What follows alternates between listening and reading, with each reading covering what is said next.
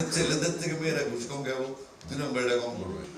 নির্ধারিত নির্দিষ্ট লোকজনকে দেখি তারা অ্যাওয়ার্ডের জন্য সিনেমা মানে অ্যাওয়ার্ড নিয়ে চলে যায়। এই অ্যাওয়ার্ডের জন্য তারা সিনেমা মানে এবং সিনেমাটা ধ্বংস করে টেলিফিল্ম মানে সিনেমাটা নিয়ে যায়। মূল যে সিনেমাগুলি সেগুলি আসলে আমরা ফোকাস হতে পারি না, কারণ তাদের টিভি চ্যানেল আছে। আমি মনে হয় বাংলাদেশে একমাত্র আর্টিস্ট বা যেরকম বকা হয়ে গেল জার্নালিস্ট আমাকে ছাড়া না। মানে আমি একটু উপরে একটা গভর্নমেন্টের করলেও ভিতরে নরম আছে, সে ফিল করি। ডাইরেক্টর তো ধরে ফেলে। ভুল করতে করতে কিন্তু একদিন আমরা সবাই শুধরে যাবো। ভুলটা যেন পাপে রূপান্তরিত না হয় সেটা আমাদের খেয়াল রাখতে হবে। ঝামেলা টিমকে ধন্যবাদ, ইয়ামিন, এলান এবং আমাদের প্রেস, আমাদের অনেক মানুষ এখানে, খসরু ভাই আছেন, জয়, সবার নাম বলতে গেলে বিপদ। আমি শুধু প্রডিউসার মহোদয়কে জিজ্ঞেস করেছিলাম দিয়া ম্যাডামকে যে আপনি এতদিন সিনেমা করেন, এত করে আসলেন কেন? উনি বললেন এতদিন টাকা ছিল না, এখন আসছে।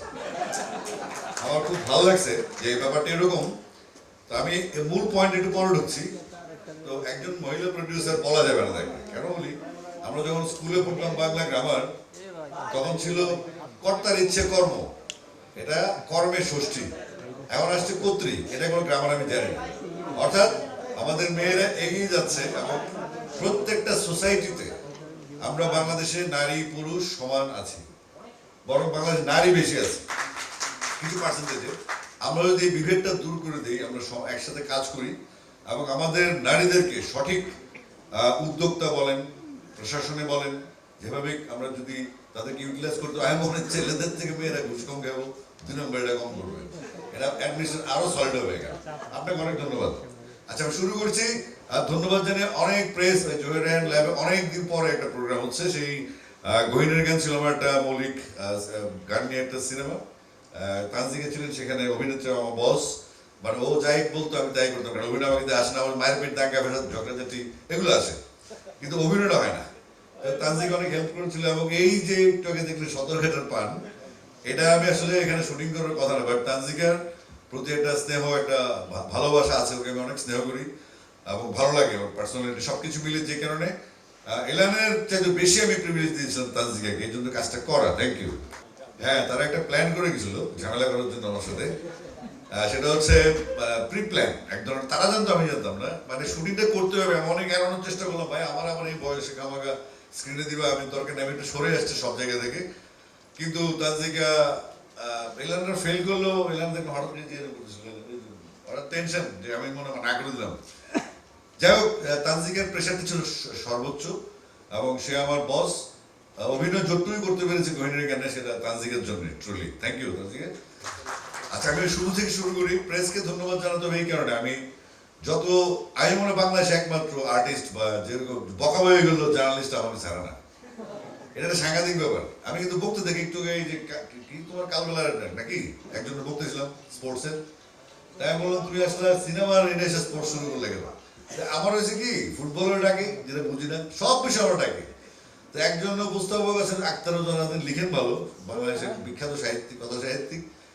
উনি আমার বলছে বাংলাদেশে মনে হয় আপনার মতো আর্টিস্ট এত টিভিতে কেউ যায় না, এত কথা কেউ বলে নেই। আমি বলছি আমার কারণ ডাকে আমি যাই না, করতে পারি না। সুতরাং প্রেসের সাথে আমার সম্পর্কটা আসলে আমার ক্যারিয়ারের শুরু থেকেই এখন পর্যন্ত জাজল্যমান, যেটা থাকবে। আমি বকি বা যাই করি না কেন, একটা পর্যায়ে আমি ঠান্ডা হয়ে যাই এবং তাদের সাথে ভালো সম্পর্কই থাকে আমার সবসময়।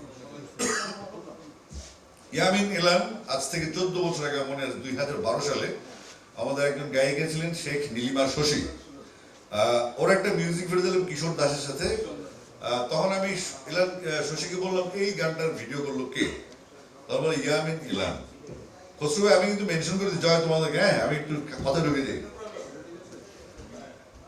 তো ওর নামটাও পছন্দ হয়ে গেছে। পছন্দ হওয়ার পরে আমি ওর পুরো টিম নিয়ে আমার অফিসে চলে যাই। তোমার পুরো টিম নিয়ে আসো, আমার 6 তলা খালি আছে, ওখানে তুমি কাজ শুরু করে দাও।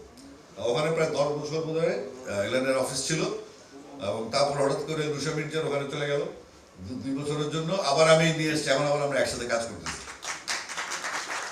এলানের ব্যাপারটা সেরকম, একটা লক্ষ্মী ছেলে, একটা ভদ্র ঘরের সন্তান।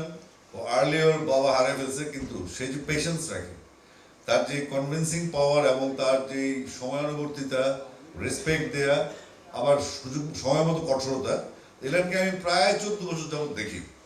এবং আমার মনে হয় না পৃথিবীতে একসাথে এত কাজ কি করছে, অন্তত 700 থেকে 800 গানের মিউজিক ভিডিও, লিরিক ভিডিও, এটা ওইটা সব এলান করছে আমাকে, এলানের সাথে করা। তো ইয়ামিন যখন আমাকে বললো যে এই 6টা গান সে সিলেক্ট করে ফেলছে অলরেডি, সে কিন্তু আগে ডিসিশন নিয়ে নেয়, পরে আমাকে জানায়, তো জানে আমি একটু এদিক সেদিক গাই গুই করলো, পরে আমি রাজি হয়ে যাবো। মানে আমি একটু উপরে একটা গভর্নমেন্ট করলেও ভিতরে ভিতরে নরম আছে, সে ফিল করি, ডাইরেক্টর তো ধরে ফেলে। তো যাই হোক, এলান আসছে 6টা গান, ভাই আপনার ইউটিউব থেকে সরে যাবে। এখানে লুসামির্জের প্রডিউসার করে একটা গান আছে, মামলাকে হয় ভালোবাসে, কবি সুমন লেখা। তো 6টা গান দেখলাম, সিলেকশনটা খুব ভালো। আমি একটু স্টোরি পিছন দিকে যাই, যেটা আপনাদের জন্য সুবিধা হবে, ইয়াং জেনারেশন আছে এখানে। আগে যখন ইন্ডিয়ান সিনেমা হতো, মনে করেন মেরে স্বপ্ন কি রানী কব আয়েগি তু, আরডি বর্ণনা করা গানটা, মেহবুবা ও মেহবুবা, এই টাইপের গানগুলো আরডি বর্ণনা করতেন কি, উনি আগে থেকে গান মনে রাখতেন, কারণ সময়টা চলে যায়। দেখেন উনি আজারবাইজান গেছেন, ওখানে ধুন আসছে না মাথায়, উনি মেহবুবা গানটা করলেন। বা ওনার হঠাৎ মনে হয়েছে যে মেরে স্বপ্নে গানের ট্রেনের সাথে চেঞ্জ করা একটা গান, ওনার স্বপ্নে আসছে, এটা করে ফেলছেন গান। এই গানগুলো কিন্তু আগে তৈরি করা, অর্থাৎ সিনেমার সিকোয়েন্স তৈরি করা না।